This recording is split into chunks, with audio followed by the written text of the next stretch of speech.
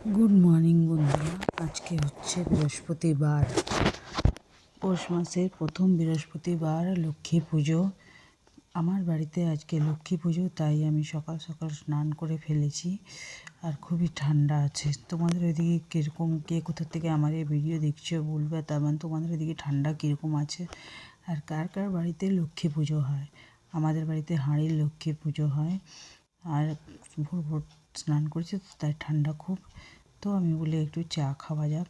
তো আমি একদিকে চা চাপিয়ে দিয়েছি, আর একদিকে লাউ সেদ্ধ হতে ছেড়ে দিয়েছি, চাপিয়ে দিয়েছি, যে যাতে আমার দুটোই হয়ে যাক। আর আমি একেবারে হচ্ছে লাউ পোস্ত করবো বলে দিয়ে আমি চা পাতা ছিল না, চা পাতা আবার ঢাললাম, আর দিয়ে চা পাতা চাপালাম, চা চাপিয়েছিলাম। তো চা দেখো আমার প্রায় হয়ে গেছে চা। আর একদিকে কুকারেও সিটি করছে, আর চাও হচ্ছে, চা পাতা দিকে একটু দেখতে যে কী অবস্থা হচ্ছে। এরকম অনেক ব্রাহ্মণ চলে এসেছে, আমাদের বৌদি সেই ব্যবস্থা করে দিয়েছে। অবশ্য সেই মানুষই সকালে ভোরের থেকে উঠে 5টার থেকে উঠে সব রেডি করছে, কারণ ব্রাহ্মণ বলেছিল ভোরে 7টার সময়, সকাল 7টার সময় চলে আসবে।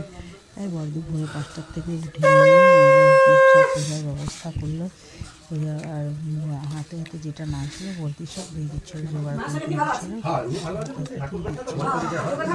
ভালোভাবে হয়ে যায়। আমি এটুকুই কিনতে পেরেছি,